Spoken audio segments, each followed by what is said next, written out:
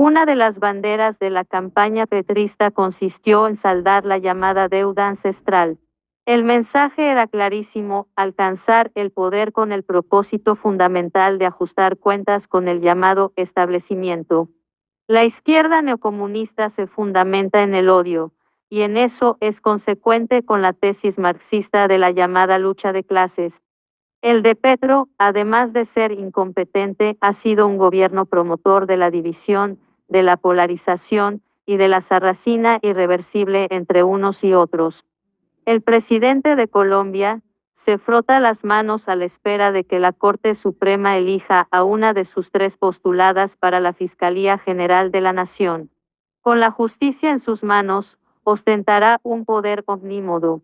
Además de confrontar con virulencia a sus opositores, menos hay que reconocer que el activista Petro es muy eficaz en el ataque a través de las redes sociales, menos tendrá una fiscal mandadera que persiga judicialmente a los rivales que se le salgan de las manos. Una república socialista bananera en todo el sentido de la expresión. Otra asignatura en la que el presidente se ha empleado a fondo es la de la reescritura de la historia colombiana, empezando por el enaltecimiento de la banda terrorista a la que él perteneció. El M-19 no era una estructura revolucionaria. No. Los hechos históricos confirman que se trató de un clan que cometió los peores actos de terrorismo posibles. Esos fascinerosos fueron pioneros en el secuestro extorsivo de civiles. Miles de ciudadanos inermes fueron raptados y sus familias obligadas a pagar millonarios rescates. Violando el derecho internacional, un comando de ese grupo asaltó sedes diplomáticas como la Embajada de República Dominicana y la Oficina de la ONU en Colombia. Los actos de barbarie perpetrados por el M-19 se cuentan por miles. Uno de los más impactantes ocurrió en 1976. Las estructuras guerrilleras denominadas Simón Bolívar y Camilo Torres secuestraron en el centro de Bogotá al líder afroamericano y el dirigente sindicalista José Raquel Mercado. Lo acusaron de ser enemigo del pueblo y traidor a la patria. Durante más de 60 días, Mercado fue torturado y vilipendiado. El 19 de abril, día en el que se conmemoraba el aniversario del M-19, fue asesinado y su cuerpo arrojado en un parque bogotano. El entonces cabecilla de la guerrilla, el genocida Jaime Bateman Cayón, emitió un miserable comunicado en el que justificó el asesinato alegando que él estaba totalmente entregado al imperialismo. En el interrogatorio que le hicimos reconoció que trabajaba para los norteamericanos, que recibía de ellos cuantiosos cheques. Una persona que ha sido sometida a las más inhumanas torturas es capaz de decir cualquier cosa para ponerle fin al suplicio. Con frecuencia se recuerda lo que hubo detrás de la brutal toma del Palacio de Justicia en octubre de 1985. El enlace entre el M-19 y el cartel del Medellín era Iván Marín Ospina, padre del cuestionado exalcalde de Cali Jorge Iván Ospina. Está perfectamente probado que la guerrilla de Petro hacía las veces de brazo armado de Pablo Escobar. Pero como se trata de enaltecer a la horda asesina y de pisotear al Estado, el gobierno petrista, empeñado en pisotear el honor de las fuerzas militares, emitió un acto administrativo retirándole todas las condecoraciones al valiente general Jesús Armando Arias Cabrales, quien se desempeñaba como comandante de la XIGI, brigada del ejército, el día de la toma. Frente a una ciudadanía estupefacta, Petro está concentrado en el blanqueo de sus compinches, en la criminalidad. Que nadie se sorprenda si, a costa del erario, empiezan a erigirse en distintas ciudades del país sendos cenotafios en memoria de los cabecillas del M-19, mientras se demuelen monumentos y bustos de los, eso sí, grandes hombres de la historia nacional.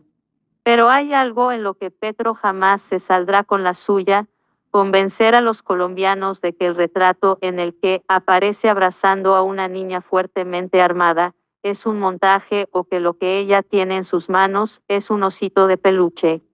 El proyecto del narco paramilitar Memo Fantasma con la alcaldía de Petro. Hay un común denominador entre el señalado narco paramilitar Guillermo León Acevedo Giraldo, Memo Fantasma, y Gustavo Petro, Carlos Alberto Gutiérrez Roballo, concuñado del alcalde de Bogotá y persona con mucho poder durante su periodo en la alcaldía de Bogotá. El empresario, vinculado en las investigaciones contra la narcofinca del embajador San Clemente y en presuntos casos de corrupción en la alcaldía Petro, es socio de Fantasma en distintos proyectos, entre ellos el edificio de la calle 84, relacionado con la vicepresidente Marta Lucía Ramírez y su esposo Álvaro Rincón, y en el de la calle 100 con carrera séptima, terreno de Fantasma en el que se proyectó construir un parqueadero de buses de Transmilenio y del Sistema Integrado de Transporte SIT, durante la alcaldía de la Bogotá Humana, cuando el gerente de Transmilenio fue Fernando San Clemente, hoy investigado por narcotráfico. Gutiérrez Roballo también fue socio de San Clemente en empresas de ganadería y tienen vínculo familiar, a través de sus esposas María Teresa Alcocer y Diana Alcocer. El expediente investigó esa telaraña de relaciones comerciales y encontró documentos que demuestran que el proyecto Aldea SAS, quienes negociaron parte de esos terrenos con Memo Fantasma, menos tenía previsto realizar un contrato de construcción y arrendamiento con la alcaldía de Bogotá y el Sistema Integrado de Transporte. Ver estudios técnicos. En esa privilegiada esquina del norte de Bogotá, funcionaba un parqueadero propiedad de Guillermo León Acevedo bajo la administración de Jorge Alberto Vargas Morales y Marcela Jiménez Alturo Martínez, contadora de Guillermo León Acevedo y quien también figura en como socia de Vargas Morales, en una empresa en Panamá llamada Alpha Energy. Hoy en esa dirección, 100,7 se aprecia la construcción en obra gris de un colosal edificio conocido como Pedregal. Aunque no hay una trazabilidad clara de las sociedades involucradas en la construcción del complejo empresarial, el Pedregal en la 100, con séptima, el rastro de Acevedo Giraldo es imborrable. En efecto, Guillermo León negoció a través de su compañía Inversiones y Presas un lote de 2.000 metros cuadrados que componen un porcentaje de El Pedregal.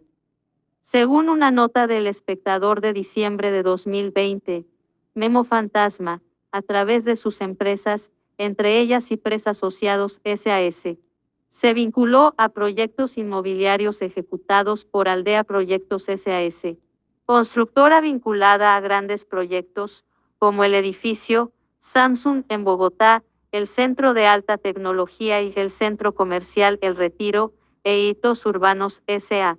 Señala en informe.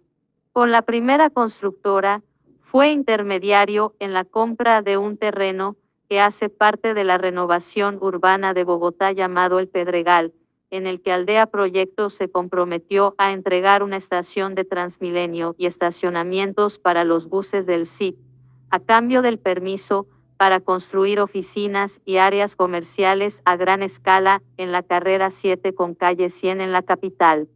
Una fuente que hizo parte de esas negociaciones le contó a El Expediente cómo fue el plan de negocios entre la alcaldía y Guillermo León Acevedo Giraldo y su socio Carlos Alberto Gutiérrez Roballo.